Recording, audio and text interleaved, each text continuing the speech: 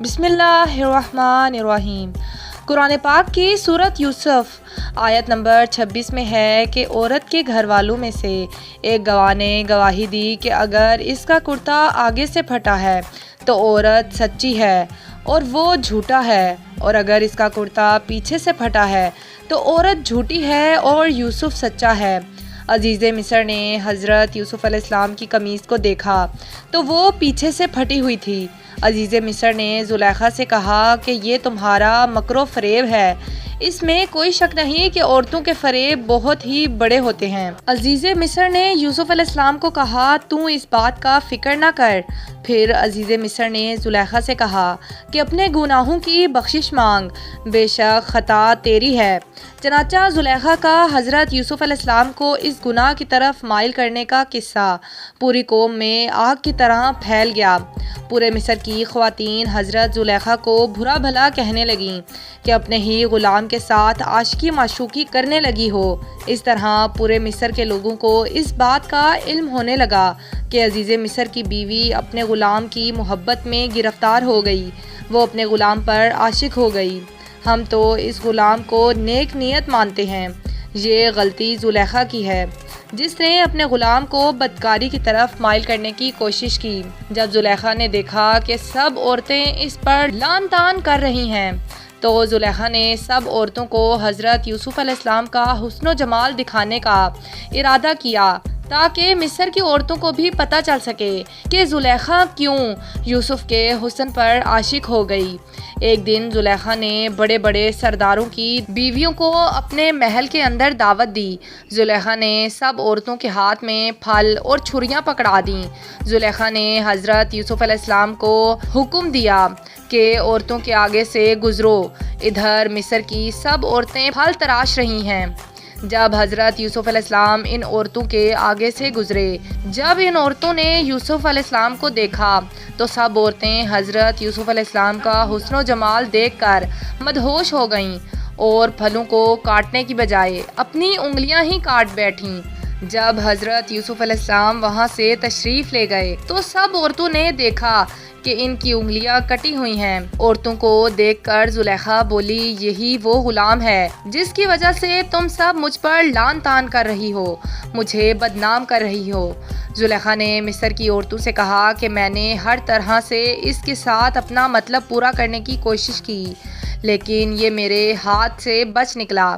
اگر اس نے میری بات نہ مانی تو اس کو قید خانے میں قید کر دیا جائے گا اور یہ رسوا ہو جائے گا۔ زلیخا حضرت یوسف علیہ السلام کو قید کروانے کے لیے اپنے شوہر کے پاس گئی۔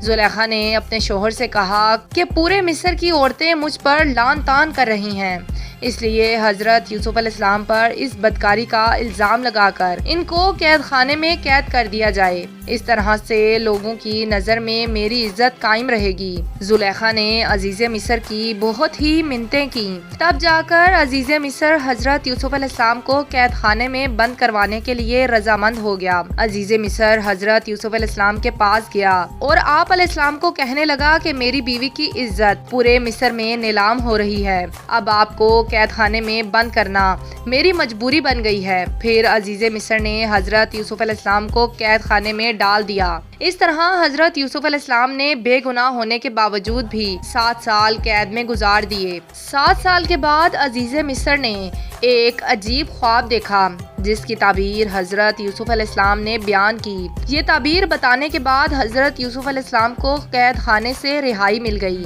اللہ کی قدرت سے عزیز مصر حضرت یوسف علیہ السلام پر ایمان لے آیا۔ عزیز مصر نے اپنی موت سے پہلے ہی اپنے سارے اختیارات حضرت یوسف علیہ السلام کے حوالے کر دیے۔ اس طرح عزیز مصر نے حضرت یوسف علیہ السلام کو عزیز مصر مقرر کر دیا۔ چنانچہ عزیز مصر کی موت کے بعد وقت گزرتا گیا، زمانے میں عروج و زوال آتے رہے۔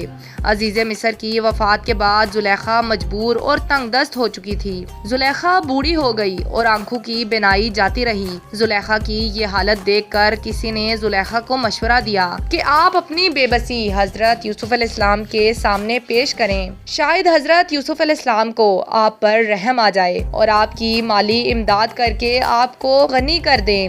آپ کے شوہر نے بھی تو حضرت یوسف علیہ السلام پر نیکی کی ہے۔ آخرکار زلیخا ایک ایسے ٹیلے پر جا بیٹھی جہاں سے حضرت یوسف علیہ السلام گزرتے تھے۔ ادھر حضرت یوسف علیہ السلام اپنے 1,00,000 لوگوں کے ساتھ نکلے، جس میں آپ کے وزیر اور مشیر بھی موجود تھے۔ زلیخا نے حضرت یوسف علیہ السلام کی خوشبو کو محسوس کر لیا اور کھڑی ہو گئی۔ زلیخا نے حضرت یوسف علیہ السلام کو آواز دی اور کہا کہ پاکی ہے اس ذات کی جس نے گناہ کے سبب بادشاہ کو غلام اور اطاعت کے سبب غلام کو بادشاہ بنا دیا۔ چونکہ زلیخا کی عمر اس وقت بہت زیادہ تھی، حضرت یوسف علیہ السلام نے زلیخا سے دریافت کیا، آپ کون ہیں؟ زلیخا نے جواب دیتے ہوئے کہا کہ میں وہی ہوں جو آپ کی خدمت کیا کرتی تھی، آپ کے بالوں کو اپنے ہاتھوں سے بنایا کرتی تھی، آپ کے رہنے کی جگہ کو صاف کیا کرتی تھی۔ مجھے میرے گناہ کی سزا اللہ تعالیٰ نے دی ہے۔ میں بوڑھی ہو گئی ہوں، میری ساری دولت جاتی رہی، میری آنکھوں کی روشنی تک چلی گئی ہے، میں لوگوں کے ساتھ سوال کرنے پر مجبور ہو گئی ہوں۔